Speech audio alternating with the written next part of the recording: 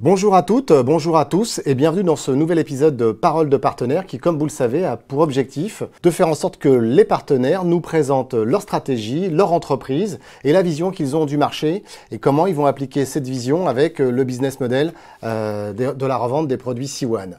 Pour ce faire, aujourd'hui, j'ai le plaisir, le privilège d'accueillir Laurent Prudhomme.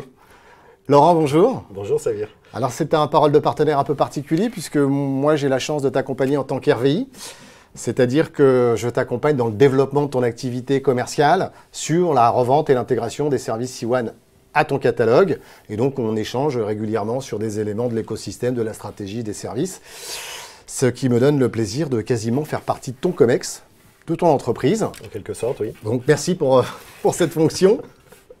Et comme il se doit, je vais te demander de bien vouloir nous présenter ta société à travers son activité, ses métiers et puis ses chiffres clés. Donc c'est à toi Laurent. Avec plaisir. Merci de l'invitation Samir. Donc Laurent Prudhomme, je suis donc le fondateur et le dirigeant de Decom Solutions.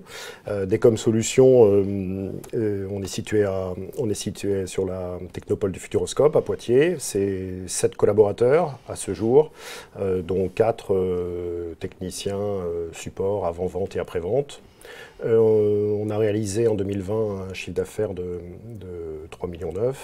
On a des perspectives, une projection en 2021 à presque 5 millions. Ça nous fait une progression de 20 points. Nos métiers, c'est de fournir aux clients des solutions, tout le catalogue de Sewan, les solutions que propose Sewan à son catalogue, c'est-à-dire les offres de connectivité, de la téléphonie et puis de l'hébergement, et le tout en marque blanche. D'accord. Tu fais aussi du cloud ou de la sécu en firewall hébergée chez nous? Oui, je crois qu'on a je pense qu'on a quasiment toutes les offres que vous avez à votre catalogue, on les commercialise. On réalise effectivement 99% de nos achats telco chez Sewan, sur l'ensemble du catalogue. On va assez loin avec vous parce qu'on utilise, alors contrairement à d'autres, je sais, le Sophia comme notre principal outil de facturation. On se débrouille pour faire rentrer tout ce qu'on peut dans Sophia. Alors évidemment, on a un outil de facturation et de gestion à côté, notamment pour la gestion des stocks.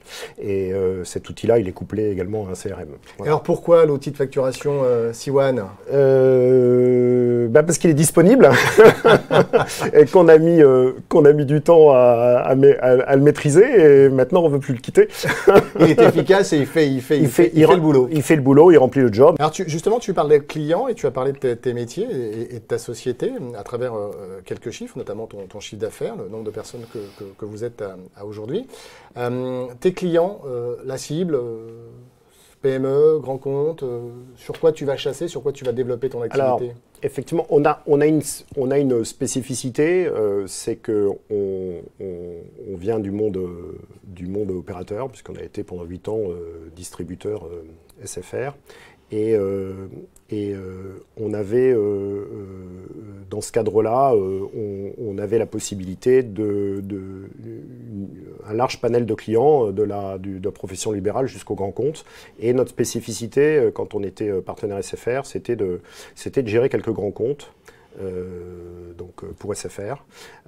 Et donc j'ai gardé cette spécificité-là quand on a basculé, quand on a fait le pivotement sur la marque blanche. Alors, ce que tu dis, c'est qu'effectivement, parce que pour bien connaître la question sur ce sujet-là, c'est que lorsque tu as été amené à adresser ces comptes en marque blanche, tu as réussi finalement à quelque part à les convertir de l'opérateur national avec lequel ils travaillaient par ton intermédiaire à de la marque blanche sur tes propres services. Alors, qu'est-ce qui a fait que tu as pu les convaincre d'aller finalement sur Decom Solutions, cette personne, sur des comptes qui sont plutôt grands comptes? On peut toujours s'étonner de cette efficacité. En fait, ça s'est passé de manière beaucoup plus facile qu'on l'imaginait. Bon, on a été un petit peu, c'est aussi la raison pour laquelle nos chemins se sont croisés, c'est qu'on a été un petit peu contraints à réfléchir à un autre modèle en 2014, lorsqu'on a initié le partenariat ensemble. Ouais. On était confrontés à une problématique de qualité de service chez l'opérateur, du réseau mobile, un réseau mobile défaillant, un Centrex qui ne fonctionnait pas bien, des déploiements qui n'étaient pas très concluants et une mauvaise gestion des incidents. Et donc on a été pendant cette période-là un peu pris en tenaille entre l'opérateur et le client, et on avait le sentiment réel de rien pouvoir maîtriser. Alors là, on arrive justement au moment de notre rencontre. Je crois qu'on était en 2014 ou 2015, 2014, oui. 2014. Où tu étais, toi, un espace SFR, et que ce métier d'espace SFR faisait que tu revendais des solutions SFR en courtage, oui, c'est-à-dire contre rémunération. Et pour un certain nombre de raisons, tu t'es intéressé à travailler avec Siwan. Alors, tu peux nous exposer un peu quelles étaient les raisons, finalement, du fait de se dire, bah, tiens, SFR, bon, ok, mais Siwan, il faut que je regarde parce que ça a du sens. Ça a du sens parce qu'on s'est rendu compte en fait que bon, on représentait certes l'opérateur, mais que le client appréciait surtout la proximité qu'on avait avec lui, notre réactivité et puis la qualité de service qu'on lui rendait. Et ce qui fait que quand on a regardé notre parc, la migration s'est faite de manière très naturel en fait, un peu à notre grand étonnement. Ça s'est fait d'une manière très très simple et très rapide du coup. D'accord. Ils ont considéré finalement quel était le critère Ils ont considéré que la vraie plus-value, elle a été apportée à l'époque par le distributeur et non pas par l'opérateur national. Donc ils nous ont suivis, les PME évidemment, mais aussi les grands comptes. À notre grand étonnement, on a réussi à les convaincre. Bon, vous nous avez aidés puisque vous avez permis vous avez accompagné sur certains comptes et on est monté en compétence grâce à vous. Donc on a eu un discours crédible auprès de ses clients. Oui, d'accord, parce qu'effectivement, tu as raison de le souligner, puis ça nous permettra de vanter les mérites de l'accompagnement Siwan à ce moment. C'est que comme tu faisais du courtage, le courtage, c'est que tu n'installes pas, tu ne factures pas, tu ne fais pas le support, tu ne crées pas tes offres. Donc tout ça, c'est des prérequis fondamentaux pour faire de la marque blanche. Et donc sur cette question-là, finalement, est-ce que tu considères, et la réponse est importante, fais attention à ce que tu vas dire, est-ce que Siwan t'a bien accompagné sur ces sujets-là? Siwan m'a parfaitement accompagné. Mais c'est aussi parce que j'ai fait en sorte que Siwan m'accompagne bien, c'est-à-dire que j'ai switché mon équipe commerciale, je l'ai switché par une équipe technique qui avait envie de travailler avec vous, enfin qui avait un besoin d'entrer de mettre les mains dans les solutions, ouais. et non pas les subir, et non pas les avoir une partie commerciale plutôt que technique finalement, voilà, à propos des exactement. solutions. Ouais. Exactement. Donc ça s'est finalement bien passé. Ça s'est très bien passé. On a pu migrer notre parc en toute simplicité.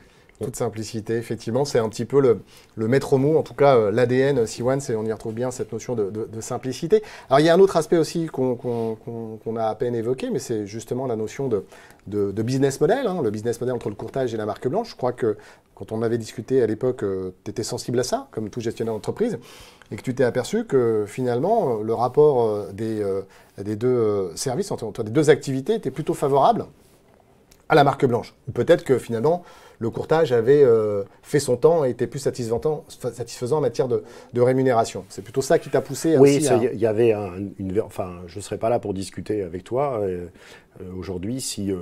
l'argent n'avait pas une importance. Si j'avais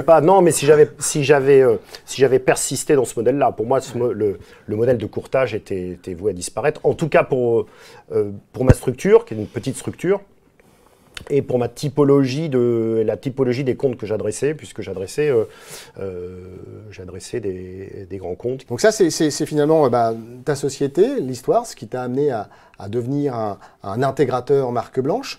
Donc ça, c'est ce qui se construit. Et alors, sur ce que tu peux considérer comme étant tes futures actions sur le marché, comment tu conçois ça? Qu'est-ce que tu veux faire pour l'avenir? Alors mes enjeux, ils sont clairs dans ma tête. C'est de consolider mon implantation régionale, locale, en allant prospecter de la PME. de digitaliser ma relation client. On a commencé on a intégré un CRM, donc on a dorénavant une base client qualifiée, mais surtout ce CRM nous permet de générer du devis, de la proposition commerciale préconfigurée avec signature électronique. Donc ça nous permet d'être beaucoup plus réactifs, beaucoup plus efficaces dans la... Industrialisé, alors que jusqu'alors, on était au bon de commande Excel, avec toutes les imperfections qu'il peut avoir. Voilà, donc la digitalisation de la relation client, donc ça je veux la poursuivre, c'est j'y crois des axes de développement. Des axes de développement. Ouais. Et pour aller plus loin, comment aller recruter du client. Donc là, l'idée, c'est de créer du contenu sur notre site internet et sur les réseaux sociaux pour amener le client à nous et non pas aller le chercher en mode traditionnel. Tu vas générer du lead à travers les différents moyens de communication qui sont aujourd'hui. C'est de mettre du contenu, du bon contenu au bon moment, au bon endroit. Voilà. Je pense que Siwan pourra peut-être éventuellement te filer quelques tips, quelques tunnels si tu en as besoin. En tout cas, n'hésite pas à demander, tu connais notre proximité pour pouvoir t'accompagner sur ces sujets. Donc, et tu as d'autres enjeux sur le futur ? Un enjeu un peu, j'allais dire un peu plus lointain, mais qui nécessite une vraie remise en question et que je dois, moi, insuffler en tant que chef d'entreprise, c'est la migration vers l'IT, pour qu'on soit un fournisseur de services managés. Je crois profondément que l'informatique et les telcos sont maintenant indissociables. J'en veux pour preuve que nos principaux concurrents sur notre périmètre géographique, ce sont des informaticiens ou des prestataires informatiques ou des bureauticiens. Donc toi, ce que tu veux faire, c'est finalement à travers ton métier historique qui consiste à fournir du telco, à travers des liens, de la téléphonie, qu'on va être amené à schématiser sur cet aspect-là, à faire en sorte de devenir l'acteur de bout en bout chez les clients et de proposer même l'infogérance du poste client dans un mode MSP qui consiste effectivement à administrer et avoir un revenu qui va se développer sur du récurrent. Du récurrent, tout à fait. Moi, j'ai été ravi de t'accueillir et d'avoir cet échange qui est assez régulier finalement. Oui, on se dit des choses qu'on se dit pas tous les jours au téléphone, mais presque. Assez régulièrement, sauf qu'à ceci près que nous ne sommes pas filmés, ce qui est le cas aujourd'hui. Donc j'en profite pour remercier tous ceux qui nous ont suivis et te dire au revoir et de vous dire au revoir jusqu'au prochain épisode de Paroles de partenaires. Merci à tous, au revoir. Merci, au revoir.